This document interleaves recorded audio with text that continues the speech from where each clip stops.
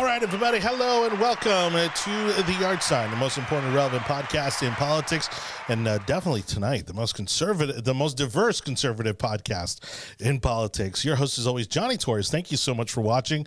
We are also simultaneously broadcasting live Facebook, YouTube, and Clubhouse. And why Clubhouse, do you say? Well, in case you want to call in and chime in on today's topics, it's kind of like a call-in radio show. You join us on Clubhouse, and then we can bring you in live to the conversation. So look us up on Clubhouse. Look for the Yard Sign Room, or look for yours truly, Jonny Torres, on Clubhouse. I'd love for you to follow me. I'll follow you back. But again, lots to talk about today, so we appreciate you watching tonight's show. Better late than never, right? They say, or the other saying goes, of course, the best things in life are worth waiting for. As we're getting started here a little later than usual, but excited about our special guests for tonight, and of course, we have our usual guests. We good?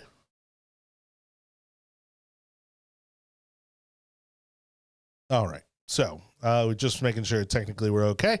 With us, before we get into tonight's topics, let's go ahead over to the big table. And joining me tonight from left to right, the one and only Anibal, David Cabrera. Hello, sir. Hello. Can you hear me? Yep. Can you hear me now? You okay now? I apologize. Jonny doesn't like it when I speak into the mic. I apologize. We try to limit it to as much as possible. I don't know what I'm here for, honestly. I have no idea. And joining us for the very first time, even though you were a big supporter, a big fan of us early on, crazily enough, we've never had you on the show before. Because you don't like me either, but that's okay. It's okay. He has a thing with minorities. I don't know what it is. I don't know. It is. It's self-deprecating, honestly.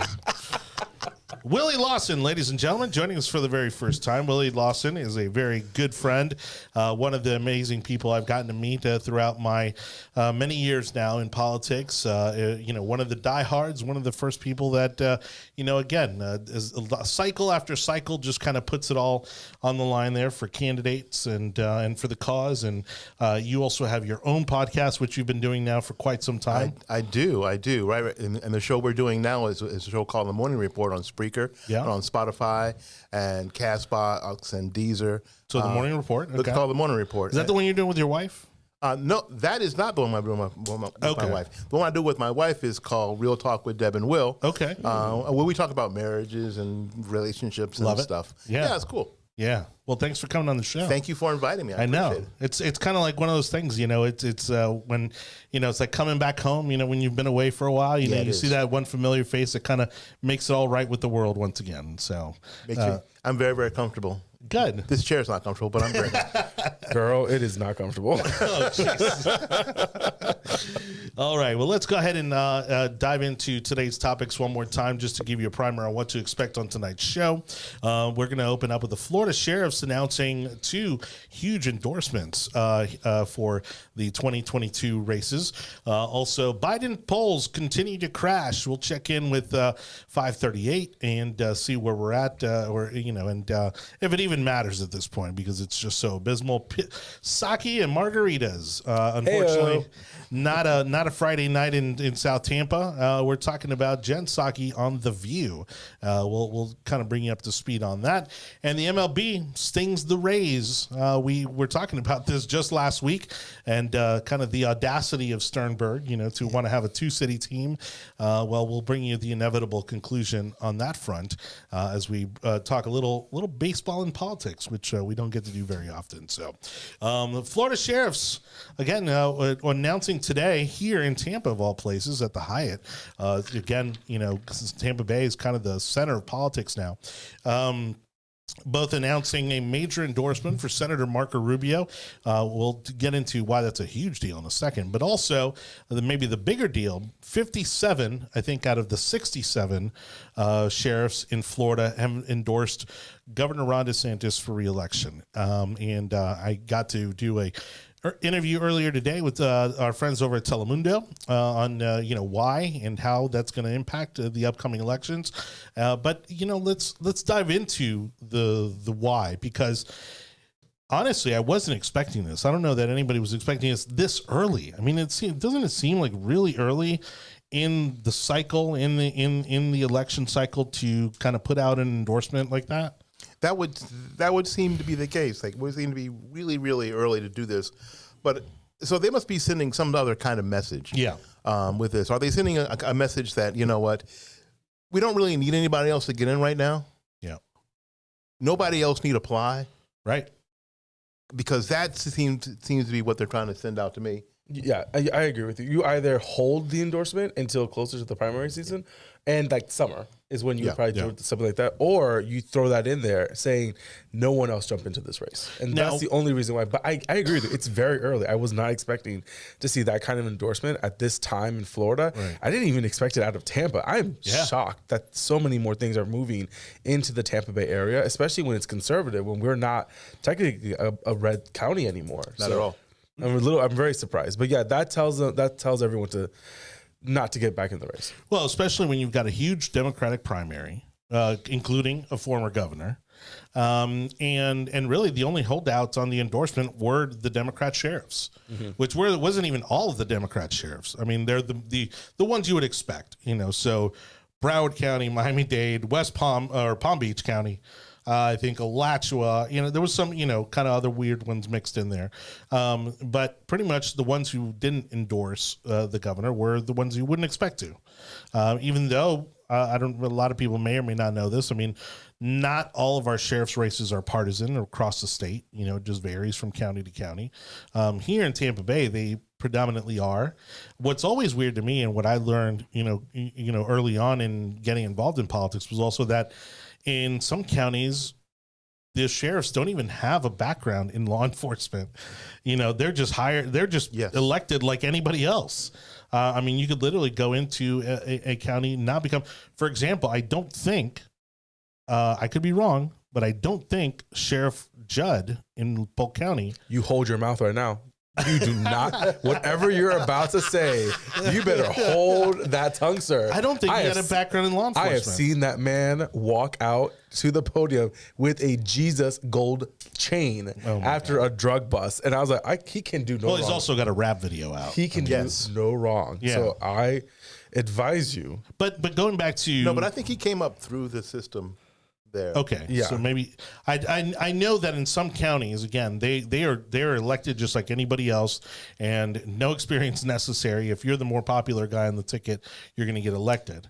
I'm not surprised at that at all. There are some counties in Florida that you don't even have to have a background in education to be the superintendent. Yeah. Like some counties are, girl, don't give me a side eyes like that.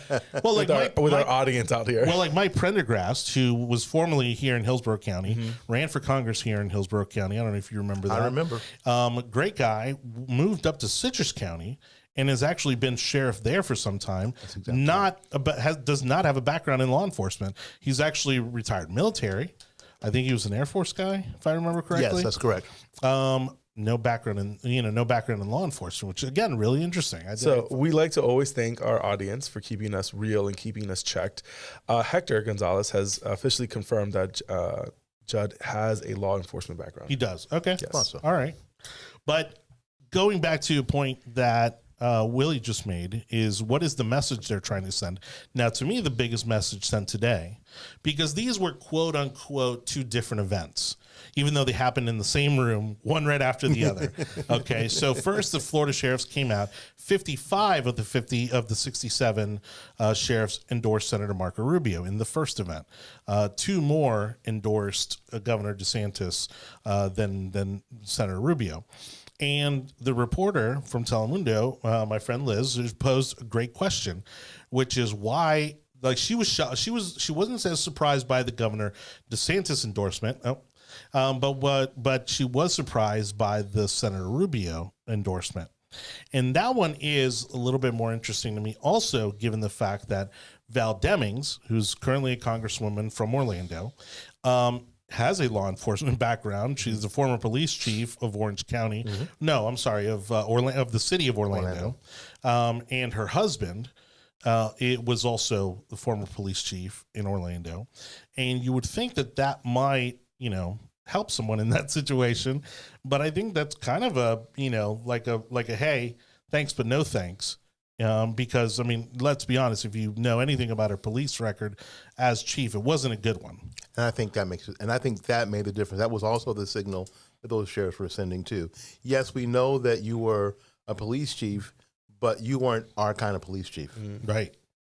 Yeah, and again, it's just very kind of bizarre for me, and the timing of it, just so early on in the process. It's like, look, we know what we're doing here. We're just going to get it out of the way, and let's just kind of, and again, 57, 55, 57, 55 for Rubio, 57 for DeSantis, out of 67. I mean, that's amazing.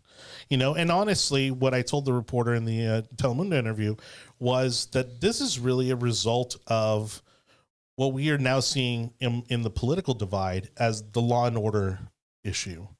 And that Florida, we are fortunately seeing a drop in crime, a reduction in crime statewide, maybe not everywhere, but statewide, versus California, New York, Minneapolis, where they're seeing the rise in crime, Portland, and despite, and obviously some of that's due to the fact that we talked about this in the last show, some of these Soros bought and paid for district attorneys who are also not out there, prosecuting these people. Like the guy from LA. Yeah. Obviously bought and paid for by Soros. And basically letting people who break the laws, criminals, basically they're getting arrested, and then 5 minutes later they're back on the street. Yep. For those individuals that want to get examples like that, I would recommend you go to our friend Travis Horn's Facebook page and watch his back and forth with the attorney, with the county attorney general. I think over the weekend at a what are the events? The Lions Club, the Tigers Club, and his final question was like, what kind of crimes do you like to prosecute? Because obviously you don't like to prosecute when like people shoot other people. Like, well, you're right. There was the shooting in South Tampa. Mm-hmm. There were the riots up in the Carrollwood USF area. Yep.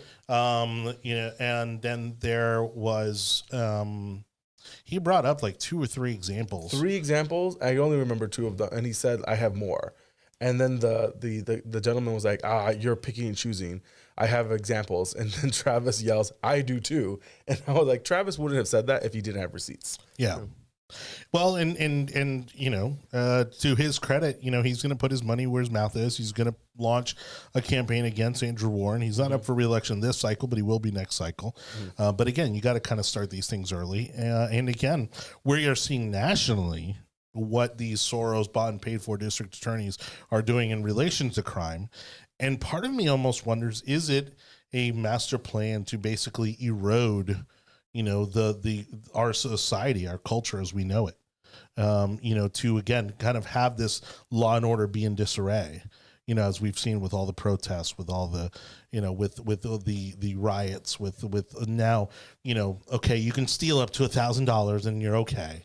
When you fundamentally believe that the criminal justice system that you are representing is fundamentally flawed, and that you feel like you have to protect the electorate, then yeah, you're going to make it to where you want the system to collapse. Yeah. And you don't feel that you're doing anything wrong when people definitely did not vote you in for that to happen. No, and when you combine all of that with things like the Great Reset, they need these systems to fail. Right. They need them all to fail because it's like anything else. I will cause the chaos and then I will swoop in as the hero at the end to fix it. Right. So they need the chaos. They need the failure. Well, for them to be able to say, "Hey, look, this isn't working. We got to do something else. We got to start all over here. We got to start from scratch." So, again, kudos to the Florida sheriffs on their big endorsement today. And always happy to see my former boss doing well. And not that I think he's he's going to have a challenge with Val Demings, but it's not. I find it hard to if she couldn't capture really the attention of the party at large, when they were kind of looking at VPs and looking at, she's not going to be much to deal with for this upcoming Senate election. So I think both Senator Rubio and Governor DeSantis are going to be in good shape for these midterm elections. Let's go on to our next topic. As Biden's polls continue to crash, when we last reported, I think we were talking, one particular poll had him at 33%. And of course, things are not getting better. This COVID website has been a mess. They're finally caving to sending people testing kits to their house. Well, it's going to be like another 2 months, I think, before they're even able to roll that out. So it just seems like everything that they touch turns to, what. As we were looking at not only a poll that you mentioned, but also, there's so many of these out there, and there's so many different calculations and formulations as to how they come up with these numbers. I like to look at the averages. And so one of the websites we go to is 538. And for those of you who don't get the relevance of 538, that was the margin of victory that put George W. Bush over Al Gore. But here, looking at the presidential polling so far, again, just it continues to tick upwards in the disapproval range, and you got a 53.4% disapproval rating. Only 42.2% actually approve of his job. And again, these are the same people that put him in office. I mean, it's a lot of moderates, it's a lot of Democrats, and even some of your non-Trump voters. And sad to say, I mean, they'll never admit it, but I think we probably most likely would have been better off, under a continuation of the Trump administration. I mean that was our wanting, that was our choice. I mean, I don't know about you, Willie, but how can you look at this and say, gosh, I mean, think about what if we'd gone the other way? No, just for the record, that was my choice. I didn't want to assume. I don't want any crap from y'all, because I know how y'all can be. Vindictive. That's Oh what they boy! Oh my goodness! But anyway, no, and I think that's what people are finding out. We were talking before we started. I don't know what we're talking about. There are so many, I think, regular workaday Democrats that may not be politically involved. We might not hear from them, but they're looking at what's happening and saying, "What the hell? Yeah. This is awful. This is not what I signed up for. This is not what they told me what would happen." And you know what? And to be honest, this is probably what they were expecting under the Trump administration. Yes, exactly. And the idea is they thought that COVID was going to help them. Yeah. But how viruses work, because if you've been to a school in the last 55 years, you know how viruses work. This is how it was going to work out anyway. Right. This is how it was going to go. Yeah. And so they thought they were going to be able to use COVID. They used COVID to get in, and they thought they were going to continue to be able to control it. But viruses have a tendency to become less virulent, less important. And now, with their sort of reaction to it, the president said that he's going to shut down the virus, not the country. And that's the first thing he did. Yes. First thing he did was shut down the country. Yeah, crazy. He didn't walk back any of the closures that President Trump did, to the foreign countries.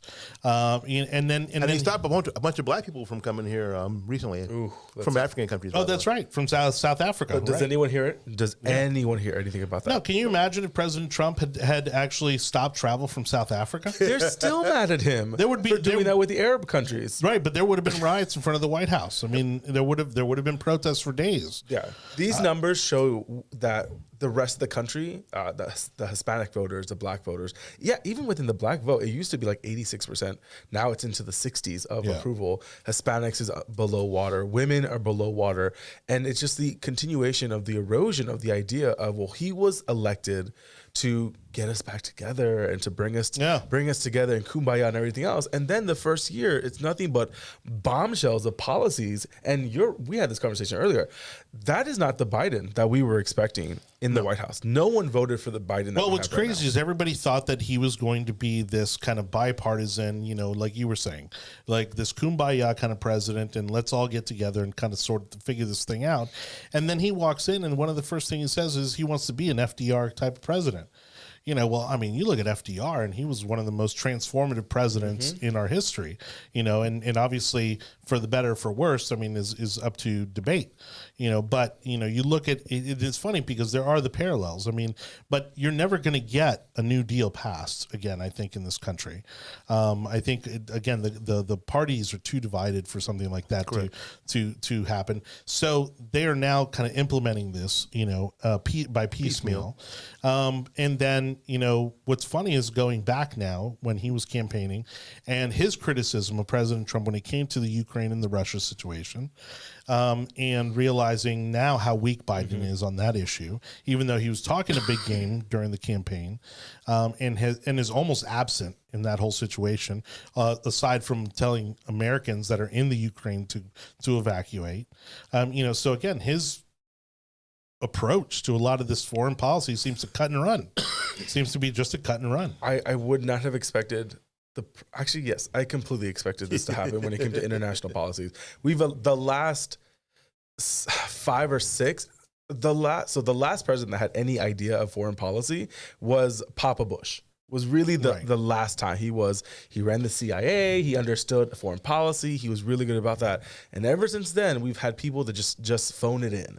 Well, he was actually the most qualified president, in my opinion, that we ever had. In our lifetimes. Oh, yes. yeah. H.W. Bush was easily the most qualified. And in terms of, again, having worked in the system for the government, having worked in the government, and then eventually becoming president. I mean, he probably toppled at least 2 governments while he was at the CIA. I mean, these things are facts. And so you're saying that Papa Bush was like a command from Scandal? Do you know what? Like, we are not having this conversation. we are. I will say this: it is becoming crazier and crazier out there. That I wouldn't be surprised if we have a Pelican Brief situation when it comes to the 2 Supreme Court, not 3 Democrats that are refusing to retire from the courts. Well, funny enough, when I was a kid, I was super obsessed with the JFK conspiracies, and still find it unbelievably fascinating. One of the ones that intrigued me the most was that George H.W. Bush was in Dallas, Texas, the day that JFK got shot, while he was, I believe, either in the CIA or serving as director of the CIA. He was Huck, I'm telling you. He was not. Dude, Huck. No, he's not. He never got rid of an entire bus of jury selections. That you know of. Again, at the end of the day, I think we give our government way too much credit. If we weren't able to tell when a USSR was going to fall, or if they were going to invade Belarus, then we're not going to be able to figure out anything else. I'm very surprised that we're in this situation now where he basically told the Russians where the line is. Yeah, and is coming from such a weak position right now, and so now we got out of Afghanistan. We're going to start something in Ukraine. His own senators don't give him any respect. But I mean, look at Manchin and Sinema. They literally said, "Hey, dude, go walk the plank." No, and they're the ones that said it to his face. Yeah, because and we all know this. If there's one, there's probably 5 or 6 more. Are saying we're going to vote, but please. Well, we talked about this. I mean, yes. Manchin and Sinema are kind of carrying the flag, and they when it comes to the opposition of what this administration has been trying to do on the Democrat side. But there's more behind them that nobody talks about, and their state allows them to be the way they are. Sinema's getting reelected. Yeah, Manchin is going to get reelected easily because their constituents wanted them to do that. So when they say, "Oh, we have," when Bernie says that we should kick them out of the Democratic Party, they're not in their own districts. They're not going to do that. So I don't know why you guys are talking like that. Crazy smack. And again, with the FDR and everything else, you think people are, oh, he had a mandate. No, he didn't.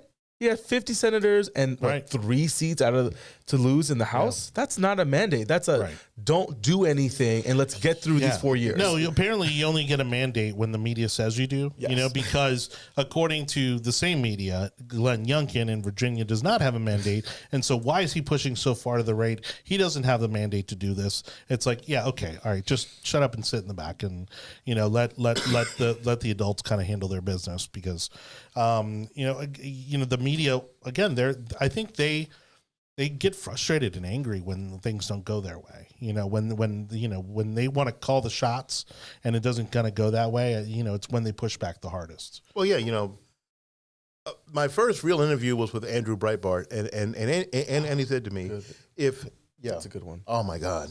He was awesome. He was awesome. I was miserable. I was so bad in that interview. He was so good. He was so gracious. Yeah. But he said whoever controls the narrative feels they control everything. Sure. But that's why they're pushing so hard on pushing back so hard on Rogan, because Rogan is changing the narrative, and they don't understand how one guy with one podcast is changing the national narrative on some of the most pressing issues of the day, and that's why they're trying to take him down, because he has his finger on the pulse of the nation. Yeah, more people listen to his podcast than any of the primetime cable news shows. Yes. I think combined. Yes, and they hate that so much because they don't have the power anymore. Right, and we've all seen this coming. I mean, just doing this podcast, the amount of people that you touch, and the times when we're out and about, we get asked about the program. He has the pulse of the nation happening, which is more independent, more centrist, and just get out of my way. Just leave me alone. Yeah. The country is moving more in the direction of leave me alone. Yep. And the current, on both sides, really don't understand that that's where the nation is going, to a more isolationist, which Americans have always been. If you really understand American history, you understand that we were dragged into World War I. We were dragged into World War II. Right. And we hate having to be dependent on anyone else for over 100 years. Yeah. We had to be self-sufficient on everything because you couldn't get back to the continent in less than 6 months. Right. And so you had to live, you had to survive. And only now I think since globalization, that a majority of our infrastructure in our supply chain is outside of the control of the US, which is quickly changing. So mm-hmm. All right. Thank you, everybody, for watching The Yard Sign, the most diverse conservative podcast in politics. So I'm going to milk that one tonight as we have Anibal, David Cabrera, and Willie Lawson joining us with tonight's commentary. Lots to talk about. Again, don't forget, you can subscribe, listen, share, like. I mean, do all the things. We really need your support coming into the midterm elections. And again, anytime you share this program, anytime you subscribe, it's a huge help to the program. Looking at the numbers, actually just before the holidays, we were, I think, number 163 in the country of podcasts related to the government. This thing? Yes. I know. Crazy. Wow. And congratulations. And unfortunately, due to our little 3-week hiatus, we've kind of dropped off. So we're like right at the 200 mark. We're right at the 200 mark right now. But I think, again, in a few weeks, I think we'll kind of be climbing back up the charts. Yeah. But it's amazing. And that's actually only the audio version. That's correct. Just counting the audio version of the show. So very impressed and excited, that you've been able to join us on this ride and that we continue to build this show. Don't forget, you can subscribe to the audio version of this podcast on all the tech overlords at Google, Apple, Spotify, Audible, Amazon, iHeartRadio, Odyssey, and now Samsung podcast platforms. So we appreciate you looking us up for the audio version of this podcast as well. Again, if you'd like to chime in during the show, we're broadcasting live on Clubhouse. Join us in there and just raise your hand. We'll get you in here so you can comment on today's topics as well. Let's go into our third topic of the night, which is Psaki and Margaritas. And unfortunately, we have not transitioned into a lifestyle show. We're talking about Jen Psaki on The View, of all things. Of course, it's now been maybe 6 or 8 years since The View kind of went political and figured out it kind of works for them, and they've kind of really been pressing on the whole political thing for some time now. I've always known them as political. I don't know what you're No, they weren't. They were more of a life. When Rosie O'Donnell and the other white chick got into a huge argument. Other white chick? Well, they're all white. I don't Meghan McCain? No, it wasn't Meghan McCain. It was... the original blonde. Yes. Yes, I know who you're talking about. And so they went at it when it comes to gun control or something like that. That's when it went political. And everyone was falling into their specific roles and responsibilities. Having McCain on there was amazing. I think it gave a lot of fodder to the Tim Dillon. If you have not watched the comedian Tim Dillon and his portrayal of McCain, it's phenomenal, and I advise you to go watch it. And Well, but in getting back to the issue, so Democrats now went, because again they're in such an unfavorable position right now. They've been running to The View, hoping that if they reach out to America's suburban moms, that their favorability ratings are going to somehow magically reverse course.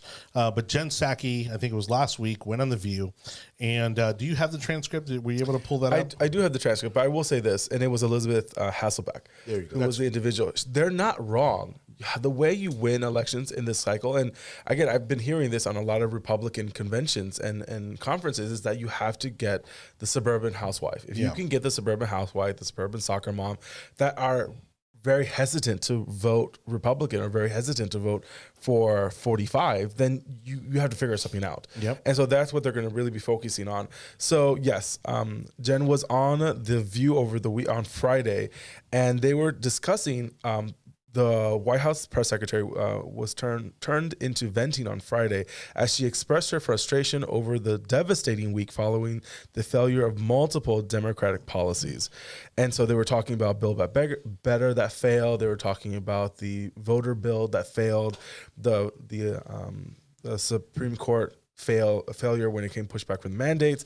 So these were her words. So my advice to everyone out there who is frustrated, sad, angry, pissed off, or fed up with all of these emotions, go to a kickboxing class, have a margarita, and do whatever you need to do this weekend so you can wake up on Monday morning and we can all continue to fight. Which you would imagine by a statement like that they are somehow the underdogs in this situation, when they are currently in complete control of our government.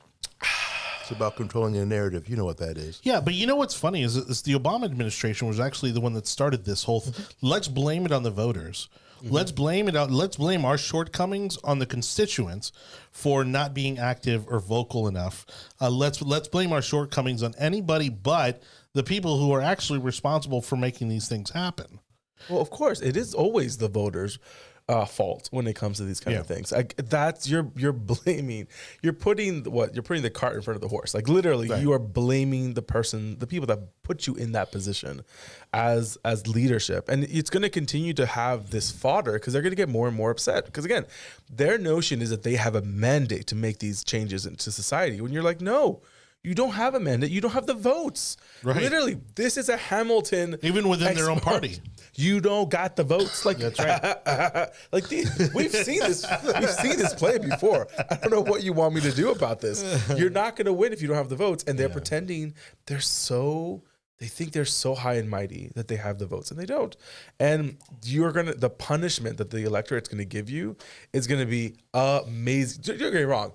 We are going to be partying for the whole night, November 7th. Oh, yeah. And into November 8th. It's when we're probably going to get home. And we'll probably be on this podcast all night, too. Yeah. Because it's going to be that much of that's where the mandate is shown. Right. The House will have a mandate when it's 60 plus above. And if we can get more than 8 Senates, and which I think we'll get control. I don't think we'll get much control in the Senate, though.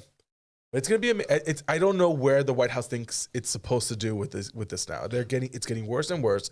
And then what does she say? Instead of saying, "Oh, we're going to change tactics, we're going to change policies," no, we're going to go back and talk to the people that we need to talk to make sure these policies can go where they need to go. Well, and to that point, I mean, it goes back to the fact that what the Americans want to see is for again their government to actually get things done. And the problem is that they have not been able to get anything done. And anything they were supposed to do, they continue to screw up royally.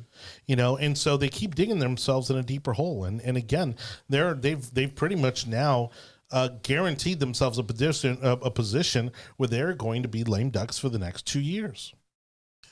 I think you both have made a mistake. Nobody watches The View. Well, that's a whole nother. Only y'all watch The View. Oh, no, I did not. No. Let's, because first of all, y'all don't watch The View. Do not.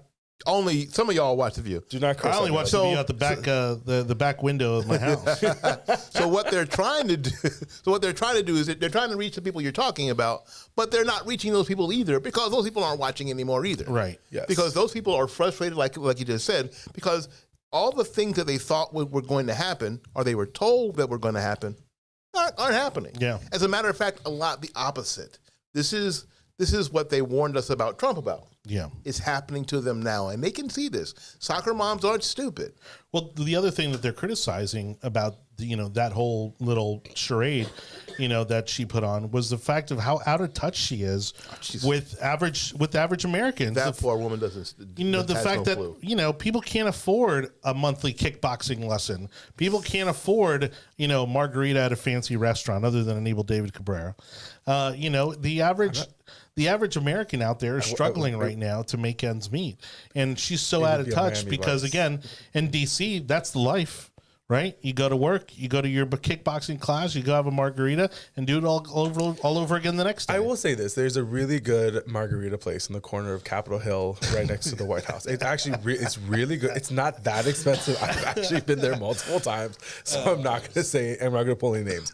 However, I will say I am very surprised how quickly we learned how white that woman was just by her who, like, my wife takes a kickboxing class. That's because she's you know what, I'm gonna stop. I would suggest because you have to sleep sometimes. That's right, you have to sleep sometimes. But like, as soon as she said the kickboxing class, which is so specific, like, I was like, and you can totally see her being the type.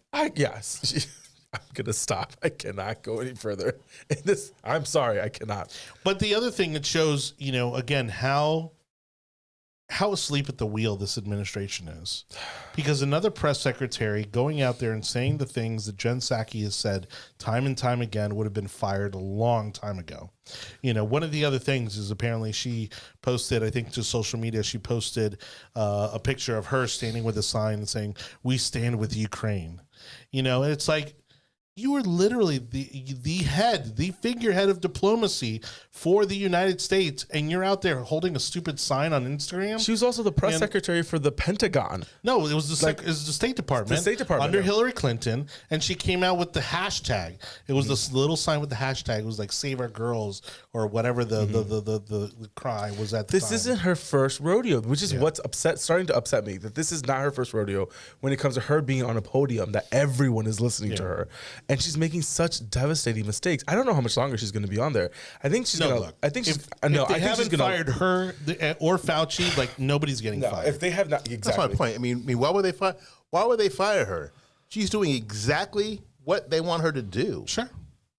For the rest of us, we're going, what the heck? Are you serious? Mr. Gonzalez says that she's another proof of the concept of failing upwards. Failing upwards, yes. That makes complete sense. Again, because that hashtag thing was utterly embarrassing, for not only the State Department, but for Hillary Clinton as well. I mean, again, it showed how out of touch they were. Again, this is the State Department who's supposed to be dealing with foreign affairs, and the best they can do is a little hashtag on a piece of paper. That's it. Her memes are getting so much worse and worse. And how many times did she say, "Oh, we'll get around to it"? Not get around, but I'll circle back to you. Circle back. She just kept on using that for like 4 months, and everyone was like, "You have a staff yourself. You're telling me that no one is watching you after you do your broadcast?" Don't get me wrong. I don't watch the show after I do the broadcast either. However, I'm not getting paid $200,000 and basically the mouthpiece for the free world. She should have lost her job, I would say, maybe 2 months into the presidency. Mm-hmm. Or at least rotating her out, something like that. Yeah. All right. I think she's running the government. Look, I mean, somebody is. I think she's in charge. Who do you think is it's running? not Kamala. Who do you think is running the government? I think it's a 27-year-old intern working at the White House that happens to be like George Soros's like granddaughter. It's that guy who did the COVID videos with the long nails and the, my gosh, and the high pitched voice. Don't get me wrong, I enjoy his TikTok. Oh God. On that one, thank you everybody again for watching The Yard Sign. Anibal, David Cabrera, Willie, Lawson joining me tonight for a very amusing conversation on today's topics. We appreciate you for watching as well. Don't forget our YouTube channel where you can like, subscribe, and see every single episode we've done. Coming up soon, we're going to be doing interviews with candidates from the Tampa Bay area and more. And so those will be exciting. If there's someone that you think we should interview, please send us your suggestions through any of our social media platforms. we'd love to get that list rolling and make sure we hit on some of the candidates that you'd like to see on this program. Don't forget, you can subscribe to the audio version of our podcast at the Tech Overlords at Google, Apple, Spotify, Audible, Amazon, iHeartRadio, Odyssey, and Samsung podcast platforms.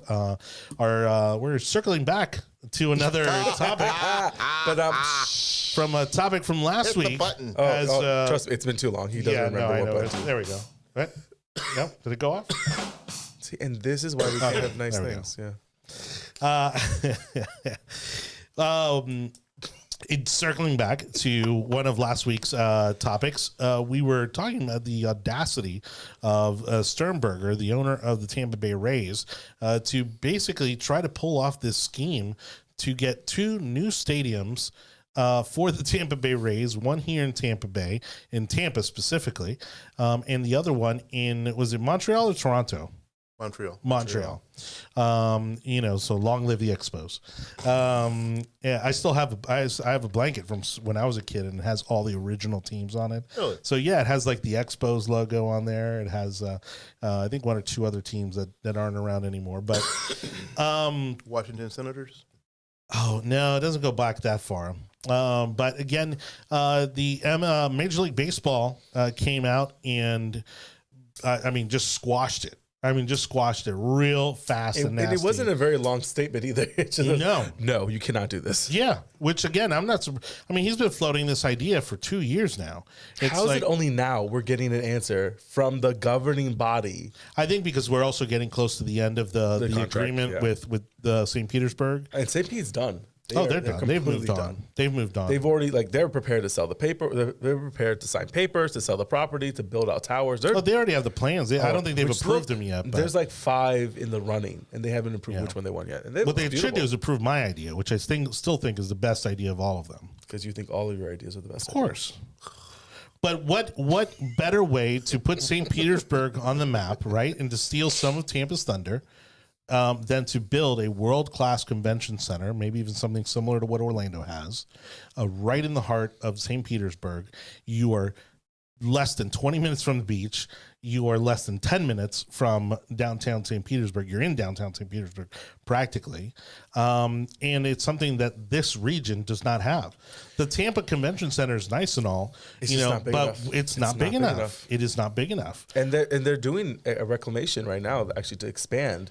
But it's going to be like a little restaurant that hangs over the water. So it's going to be a restaurant and then meeting space above it. Right. So they are expanding. They're trying to expand. I think they're talking about adding a 3rd floor of meeting space. But again, it wasn't designed to do any of that. Right. So that's where we were having the bigger problem. Again, I completely agree with you when it comes to that concept. It needs to be probably double the size. Maybe you already the size have the of hotels. It's already surrounded by hotels. It's surrounded by living, residences. So it's got the whole multi-use thing down. Yeah. I think a world-class convention center there would go perfectly. The space is sufficient, and again, how much more attractive of a location can you get? It is St. between the beach and downtown St. Petersburg. What do you have against St. Petersburg? I have to cross a bridge. But it is St. Pete. It is St. Pete. But St. Pete is not what it was when I moved here in 2006. None of this is like it was when I moved here in 1967. For those that have been here for our entire lives. But the idea for me is, I don't know what they can do. People didn't go to the games. Forget crossing the bridge. People who didn't have to cross the bridge. Who are retired, who have anything else to do. Who has all the time in the world. Who had nothing else to do, decided, nah. Well, that's what I said in the last show, is that St. Petersburg doesn't care about baseball anymore. Not at all. St. Petersburg is not a baseball town anymore. No. All those people have died. Now, Pinellas County does... Am I lying? Am I lying? All those people I used to go to the games in the 90s and the early 2000s, and again, I was one of the few Hispanics that were at those games. Yeah, you're also one of the few that actually crosses the bridge to go to a game. That you'll cross the bridge for. For games, we would either it was either my mother-in-law or it was a game. That's the only reason why we covered across the bridge. And even then, when we were given tickets, we still wouldn't go because it would just didn't make sense for us to go anymore. And those people that I used to go to baseball games in the 90s and 2000s are literally no longer on this earth. They are with Jesus or their partner. But again, but we've seen this happen time and time again, not only here in Florida, but even in other cities where, like, let's use Miami, for example, okay? You know, the Florida Panthers moved from downtown Miami to Fort Lauderdale. They moved out to West Sunrise and West Fort Lauderdale. We moved to Hialeah. And again, they're struggling. They were struggling in attendance. They're doing okay now because they're one of the top teams in the league. But again, the Florida sports fan is very fickle. And look at what happened with the Marlins. They moved the Marlins from the county line. They moved it into deep Miami, and nobody cares. There's still nobody going to these games, despite the fact that they tore down the Orange Bowl and then they rebuilt, this monstrosity on it with a retractable roof, built the taxpayers for it in a huge scandal. And again, nobody goes to the games. In fact, people were going to the Marlins games to watch the Heat games because the Heat games were sold out. And the only reason the Heat games were sold out was because they were playing well. But during this little previous to this season, because they're playing well right now, there was a lull there. And again, what happened? The attendance dropped off. And all of a sudden you couldn't sell tickets. You couldn't give away tickets. Yeah, exactly. And the problem is that you both know most people are from Florida or from somewhere else. Right. And they bring their team loyalties here. And especially when they live in a place like St. Pete, when they, God's waiting room. I think that should be on a banner. But it's gotten a lot better. When you talk about the nightlife and you talk about the restaurants, it's a little better. It's gotten a lot better. There's more choices. Yeah. It's certainly better than downtown Tampa. That's because we have Ybor City. Yeah. Like, what else do you have in St. Pete that you can go to club? No, nowhere. It's downtown St. Pete. And I agree, they've done a much better integration when it comes to their downtown, and we are about 10 years behind that. So I'll give it to them. But we already have we have Soho, we have Ybor City. We have now we're building places around downtown Tampa, and the infrastructure is being put in there. So there'll be about 40,000 people living in downtown by the end of the decade. Right. And that's how that builds out. But when it comes to St. Pete, well, that's why it's worked for St. Pete, because those condos. But now we're doing the same thing. So really, and it's going to be surprising where the Rays are going to end up because the land is being chopped up. That area in Ybor City will not be there much longer. You cannot build a 30,000 person stadium in Channelside anymore. That land is gone. Where else are you going to build? You're going to build on top of the race on the dog tracks in the middle of East Tampa. I mean, the limit. Yes, on Nebraska Avenue, right down the street from my house. Honestly, yes, it works. Is that not what they always do? Is that not what they always do? Well, because it has the land. It has the land. And you can gamble there too. They can come in and buy it for cheap. Yeah, and Sternberg is all he wants is his money. He is a cheap beep. I actually hadn't heard that consideration of a location, but that actually makes a lot of sense. You have the on and off ramps from the interstate. It's right there. You can see them from there. You can. It has the space for it. You would have to add a second on and off ramp. Yeah, but I think you can be. I think it would work. I do love that. I love the fact that the comment section is on a completely different topic than we are at the moment. There's always a different show going on in the comments. Usually they're really good about it. Usually Hector and some of the others are really good about it. Yeah. No, they're going back and forth about voters having voices and blah blah blah. Oh. Scott Levinson is always one of those stuff people. Important stuff like that. Oh my God.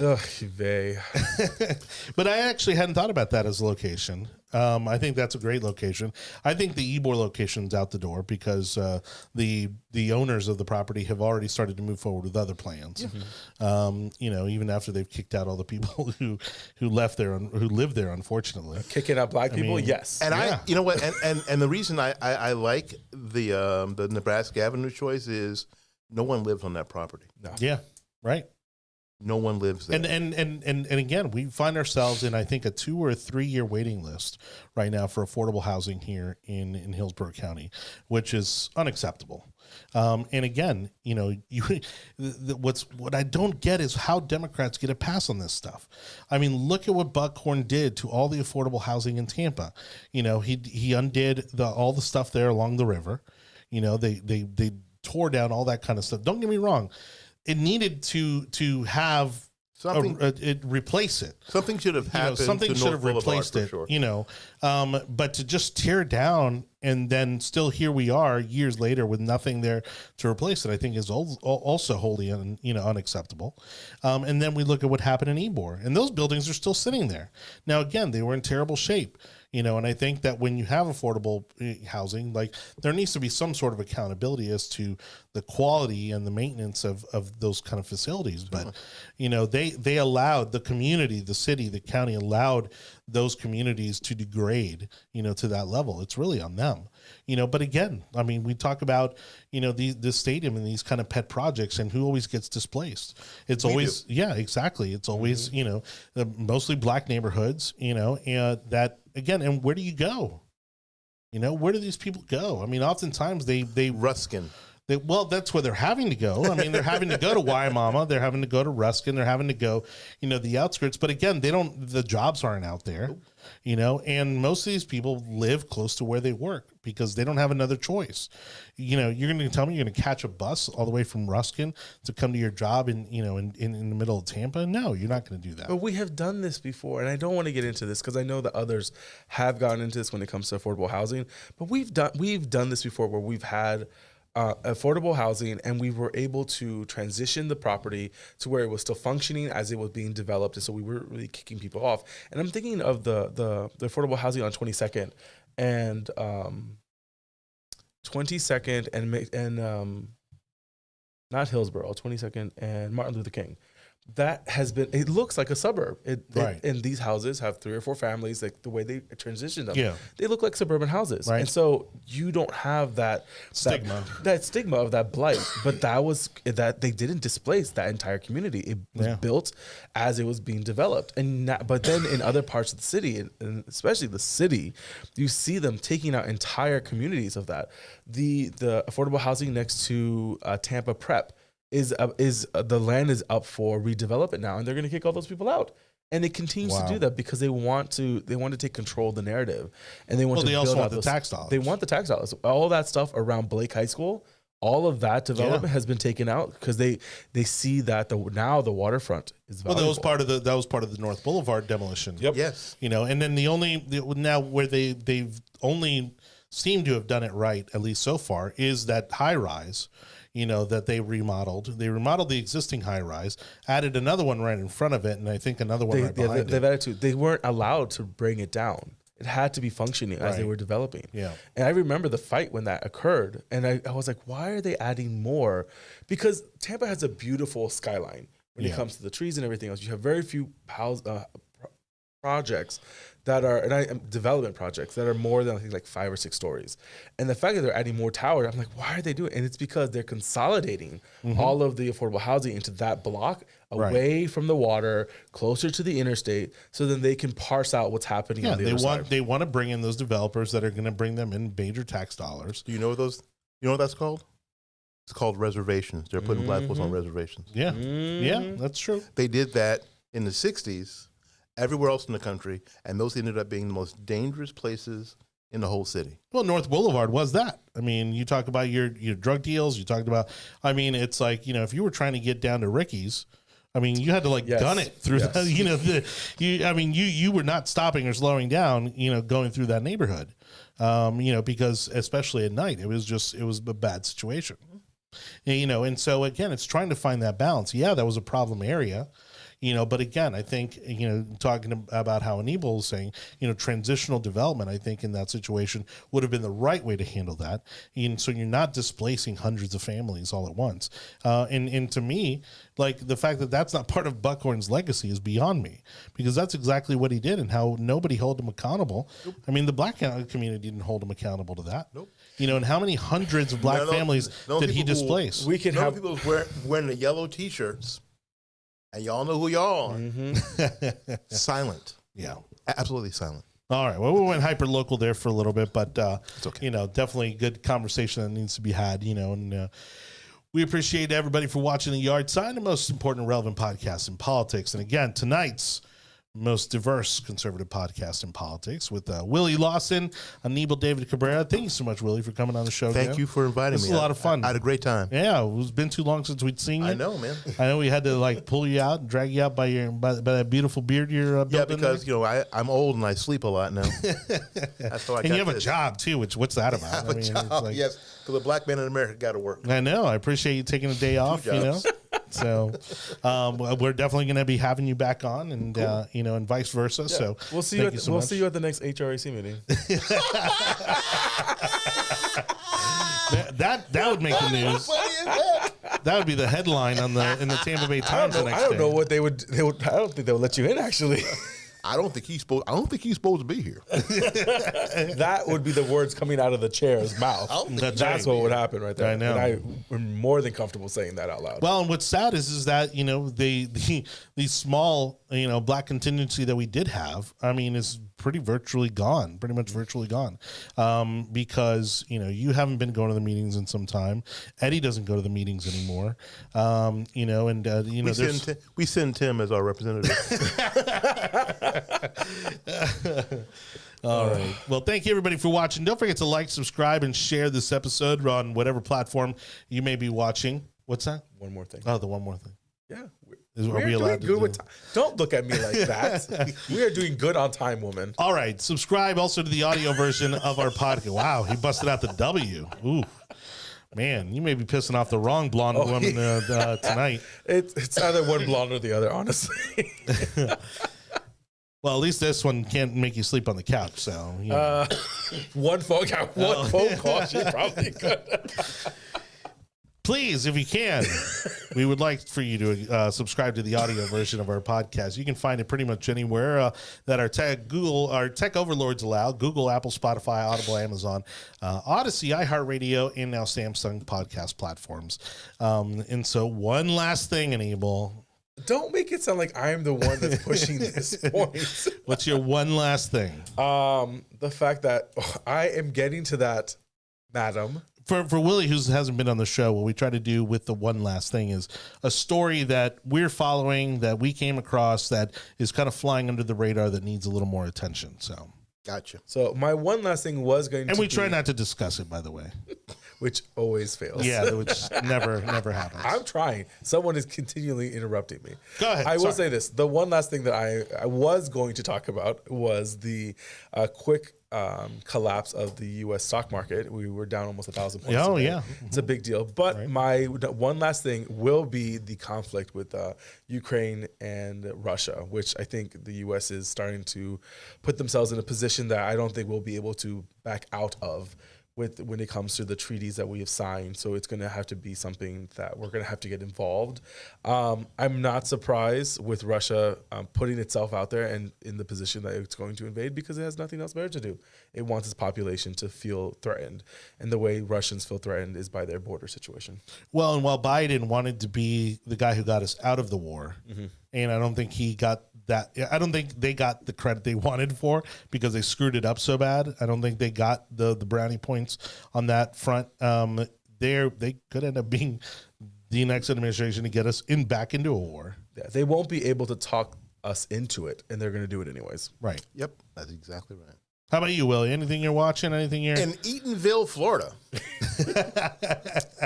There's a town council. There was a town council race that a federal judge just overturned the results because the incumbent and the former mayor cheated. Wow. What? Yes. They actually, the former mayor, who owned a motel that this guy was staying in, and he was sort of forced to go down and vote for the incumbent, and then later got kicked out anyway. So a federal, a judge overturned the election in Eatonville in a town council race, and this is a small thing. There was less than 500 votes total in this in this district. But this kind of stuff goes on. So when I hear there's no such thing as fraud right here, I'm like, BS. Yeah. And the idea is, it was funny about Eatonville. Everybody there said, yeah, of course. Right. They weren't surprised by it. This happens all the time. Yeah. Well, it's small town politics. I mean, they know what's up. They know who's running. The best kind. Small town politics is the best. If it happens kind. in Edenville, why wouldn't it happen in Miami or Chicago or New York or anywhere else? Because those are democratically run city states, basically, that they've become. Yeah. And as is Edenville, but especially in in that all black district. Oh my gosh, that's a whole nother show right there. All right, so we'll definitely be bringing up. I think that we'll definitely have to go down into the stock market topic for next week, given that again, I mean everything was hunky dory up until just a little bit ago. Well, at least on the surface. Hey, crypto is now at 33,000. It's almost lost half its value from November. Oh my God! Who would have thought that was going to happen from something that's not considered an asset? But I digress. Time to hop back in. Willie, stop it. What? You do not invest in things that are speculative. This is only for entertainment value. Exactly. Disclaimer. On behalf of Anibal, David Cabrera, Willie Lawson, and your host, Jonny Torres, thank you so much, everybody, for watching. We hope to see you back here next Monday, 7 o'clock, 7-ish. Why not?